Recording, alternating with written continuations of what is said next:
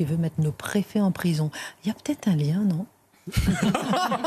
Joker, je vous demande de bien vouloir accueillir tout de suite Jonathan de Lorraine. Alors, c'est un lanceur d'alerte que nous allons recevoir aujourd'hui, son premier passage télévisé. Je vous prie de bien vouloir vous installer, mon cher Jeune de Lorraine, c'est ainsi qu'on vous appelle sur les réseaux sociaux. D'abord, merci infiniment pour votre confiance. Merci de me faire confiance, de nous faire confiance, puisque vous n'êtes jamais passé à la télévision, qui plus est en direct, mais vous nous avez séduit, vous nous avez touché, vous êtes fait remarquer à plusieurs reprises parce que vous êtes un lanceur d'alerte hors du commun.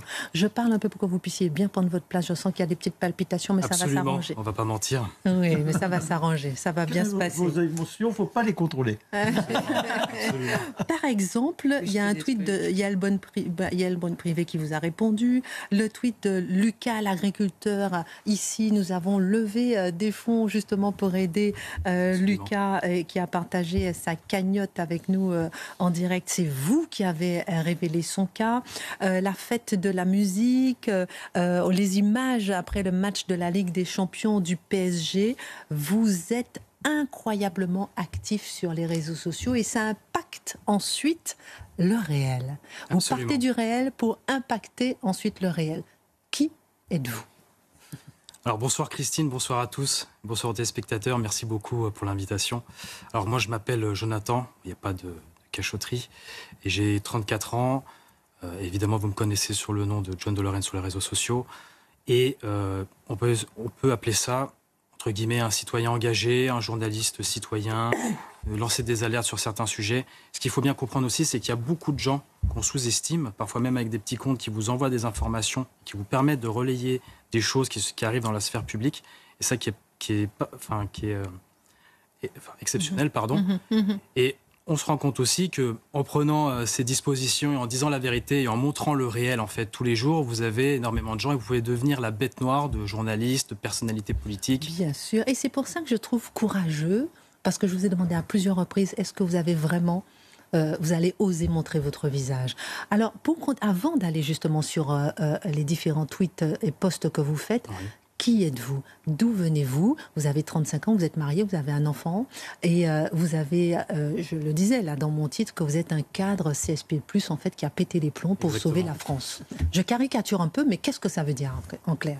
C'est vraiment l'image qu'on imagine du jeune cadre dynamique qui travaille 50, 60 heures par semaine en ayant fait des études de finance. Et à un moment donné, un jour, en fait, on est dans l'open space, c'est vraiment passé comme ça pour moi. On lève la tête puis on se dit, mais en fait, qu'est-ce que je suis en train de faire?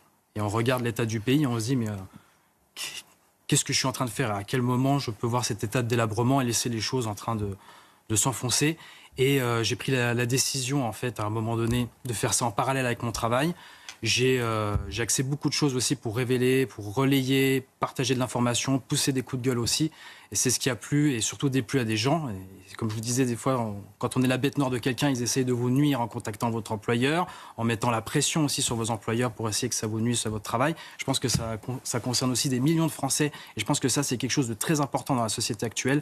Que quand vous avez des idées d'une certaine partie de l'échiquier politique, on essaie de vous faire tomber, de vous faire perdre votre travail. Et je pense que ça, c'est quelque chose qu'il faut dénoncer. Mathieu en parle régulièrement, étiqueté pour avoir votre mort sociale.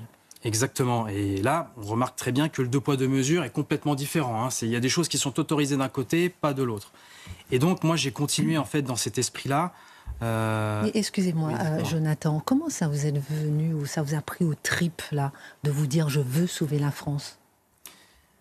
Moi, personnellement, alors je sais qu'il y a des gens, ça fait très longtemps. Moi, personnellement, ça s'est déroulé durant la crise sanitaire où on s'est retrouvé à avoir des documents qu'on devait signer soi-même, se faire contrôler dehors, ce qui a amené ensuite le pass sanitaire et d'autres dérives par la suite. Et on s'est rendu compte finalement qu'on était dans un État qui était là pour nous protéger, mais finalement qui nous contrôlait. Et qu'il y avait vraiment une relation de l'État et du citoyen qui était beaucoup plus stricte que ce qu'on imaginait auparavant. Et Et en fait, ce qui s'est passé par la suite, c'est que de ces années 2020 à maintenant, on se rend quand même compte que le pacte qui a été fait, les Français, de la confiance qui a été donnée à l'État à cette époque-là, le pacte a été rompu, la confiance a été trahie finalement des Français. Parce que quand on regarde le bilan, c'est 3 300 milliards de dettes, 112% du PIB. Vous avez les intérêts de la dette, c'est entre 66 et 70 milliards par an, qui fait même plus que le budget de la défense. Et j'ai un chiffre qui est, je pense, très important parce que je trouve qu'on oublie de le dire, c'est le prix du caddie, par exemple. Quand on regarde les chiffres aujourd'hui, entre 2022 et 2025, c'est plus 22% sur les produits dans le caddie. Et vous comparez avec le SMIC qui est à peu près à 12%. Donc ça fait que vous avez quasiment une accélération double de ce qui se passe au niveau du SMIC. Donc c'est tout ça, en fait, qui Tout ça vous révolte. Tout ça ne fonctionne pas, en fait. Et c'est ainsi, donc, avec le Covid, que vous vous êtes dit, petit à petit, effectivement, que vous avez mieux à faire et à sauver la France. Vous travaillez en parallèle aujourd'hui ou pas? Non, moi, j'ai tout arrêté aujourd'hui parce que je me suis dit... alors, évidemment, au début, ce n'était pas un succès. Aujourd'hui, ça se passe un petit peu mieux parce que je suis à peu près à plus de 60 000 abonnés. Je remercie tous les gens, d'ailleurs, pour l'énorme soutien. Ça m'a vraiment touché. Je tenais à le dire à l'antenne. Et ça fait à peu près 613 millions d'impressions par an, juste en étant entre guillemets tout seul. J'ai une dizaine de personnes qui m'aident tous les jours, pardon. Et vous avez surtout l'aide de gens qui viennent vous apporter l'information. Donc derrière, quand même, c'est tout un climat aussi qui change. C'est tout un domaine de l'information qui change. Parce que quand on regarde, en fait, les rapports de l'ARCOM qui vous disent que 94% des Français s'informent tous les jours. Donc ça passe surtout par les médias télévisés. De l'autre côté, on regarde la courbe qui augmente le plus, c'est celle des réseaux sociaux. Et on voit même que la première source d'information pour les jeunes, ce sont les réseaux sociaux.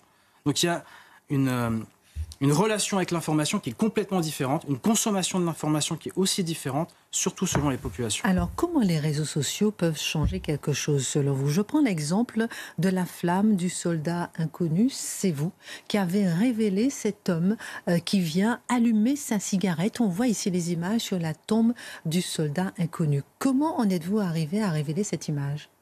Alors pour vous dire la vérité, moi j'ai trouvé ça sur notre réseau social. J'ai contacté la personne en lui demandant qu'est-ce qui s'était passé. Et je crois que c'était une touriste lituanienne. Et à partir du moment où je l'ai posté, j'ai vu qu'il y avait énormément de gens qui le reprenaient. J'ai même eu les forces de l'ordre, et je tenais à le dire, qui ont fait un très bon boulot aussi, qui m'ont contacté. Je leur ai donné toutes les informations. Très intéressant. Et ça a permis, en fait, par la suite, de retrouver cette personne. Alors, évidemment, c'est pas que moi. Je pense qu'il y a beaucoup de personnalités, de journalistes qui ont travaillé sur ce sujet. Mais c'est là qu'on voit qu'il y a un poids qui est nécessaire et qui peut aider, en fait, sur certains sujets. On va faire un petit tour de table. J'aurais tellement de questions à vous poser, mais j'aimerais bien que les mousquetaires vous interpellent aussi. Alors, vous lisez les journaux, vous regardez ce qui se passe à la télévision, ainsi de suite. Les informations que vous mettez de l'avant, est-ce que c'est des informations que vous trouvez souvent dans les grands médias, mais qui ne sont pas valorisées, entre guillemets, ou c'est quelque chose, les réseaux sociaux produisent une information nouvelle qui avait été complètement occultée par les grands médias? Alors ça, c'est une très bonne question parce que ça va dans deux sens. On se rend compte aujourd'hui qu'il y a tout un aspect des réseaux sociaux qui sont dans le commentaire, en fait, de ce qui se passe dans les médias et au niveau de la télé surtout, et comme les commentaires, qu'ils soient positifs ou négatifs. Dans l'autre sens, vous avez également des gens, et ça je veux mettre l'accent dessus aussi, je travaille avec eux, qui sont capables de vous sortir une expertise par rapport à leur métier. Souvent, ils sont sous anonymat ou pseudonymat, et ça leur permet en fait de faire des révélations qui après arrivent aux journalistes, qui après arrivent dans les médias. Par exemple, il y avait eu l'affaire sur Najat Vallaud-Belkacem. On avait regardé de ce qui s'est passé, si c'était vraiment un concours ou une nomination directe. À la Cour des comptes. Exactement. Cet été. Vous avez quelqu'un que je connais également qui regarde sur les nominations de l'ARCOM, qui regarde sur les nominations du Conseil constitutionnel, juste pour s'assurer en fait que tout se passe bien. Donc vous êtes extrêmement bien informé et bien entouré. Gabrielle Cluzel, une question, on continue notre tour de table. Oui, je me demandais comment vous vérifiez vos sources, en fait, parce que c'est le sujet principal, c'est-à-dire qu'on peut avoir des images extrêmement choquantes, mais il faut être sûr du contexte, il faut être sûr de l'endroit où ça a été tourné. Est-ce que c'est quelque chose, vous n'êtes pas journaliste de profession, mais j'imagine que petit à petit, vous vous êtes fait une procédure dans ce domaine pour ne pas diffuser n'importe quoi. Avec des images générées par l'IA aussi. Oui, voilà. Exactement. Et ça, c'est un vrai sujet. Je tenais à clarifier ça aujourd'hui. Je vous remercie pour la question. C'est que oui, il faut absolument travailler aussi. Il y a bien des ingérences qui viennent d'autres pays, donc il faut faire très attention à ce qu'on partage. Parfois, on peut se tromper. Il faut le dire aussi. Ça, c'est très important. Et en fait, je pense qu'il y a des sources qui sont, entre guillemets, safe, comme on dit, que ça soit de l'AFP ou des médias assez connus. Mais au niveau de l'information, il y a aussi une vérification à faire par rapport à l'expertise de la personne, par rapport à... Ce qui marche très bien, c'est les contre-sources. Voilà. Quand vous avez une information, vous essayez de la croiser avec plusieurs médias, avec un expert, et si vous avez 2-3 choses qui se convergent ensemble, là, vous êtes sûr que votre information est correcte. Donc, pour sauver la France, être bien informé et recouper à ces informations. Charlotte Dornelas. Oui, vous disiez qu'il y a de plus en plus de gens qui s'informent sur les réseaux sociaux, bon, c'est indiscutable. Les réseaux sociaux sont souvent l'objet de volonté de contrôle parce qu'on y trouve le pire aussi, c'est indiscutable, mais il y a des lois qui s'accumulent pour tenter de les censurer. Quel est pour vous le rôle positif, du coup, dont on parle moins des réseaux sociaux, notamment dans l'information ? Moi, je dirais, bon voilà, c'est pas par chauvinisme, mais c'est ce qu'on essaye de faire avec beaucoup de personnes. Il y a beaucoup de médias alternatifs qui essayent de le faire, peu importe du bord de l'échiquier politique, parce que j'ai vu qu'ils n'étaient pas très contents que j'étais là, mais ça, il n'y a pas de problème. Je pense qu'eux aussi ont leur rôle à jouer. C'est très important dans le métapolitique, que ça soit à gauche, au centre ou à droite, qu'ils soient présents en fait pour pousser des idées. Mais moi, je pense que là où il y a un gros danger, et je pense qu'il faut vraiment faire l'accent dessus, c'est sur ce qui va se passer dans les prochaines semaines, prochains mois sur l'authentification sur les réseaux sociaux.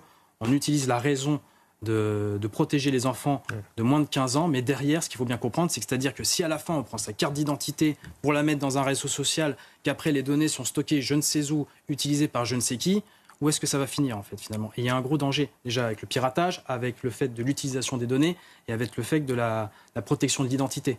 On parlait tout à l'heure de se protéger par rapport au monde réel de ce qu'on disait sur les réseaux sociaux. Si demain, c'est fait d'une façon industrielle, vous pouvez voir qu'il y a un gros risque pour tout le monde. Dernière question, Marc Menon. Est-ce que le risque n'est pas d'encourager une sorte d'observation des uns et des autres et qui conduise à la malveillance et à la délation ?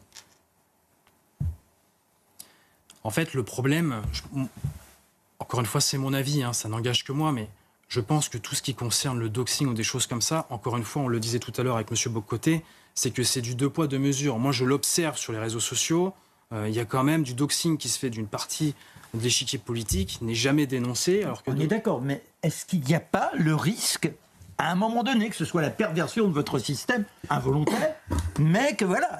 Vous avez raison qu'il faut un équilibre, parce que si vous faites tout sur les réseaux sociaux demain, que tout le monde est entre guillemets caché dans sa tanière en train de dénoncer l'un et l'autre, oui, là on a un risque. Je suis d'accord avec vous.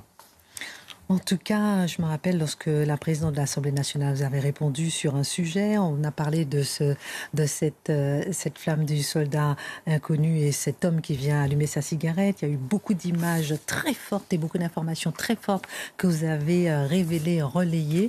Merci infiniment. C'était particulièrement important pour nous d'avoir votre témoignage. Merci à vous. Quelqu'un d'anonyme qui, lui, prend son destin en main, en tout cas celui de la France entre ses mains et se dit: je ne veux pas me contenter de ce qu'on me donne. Restez avec nous.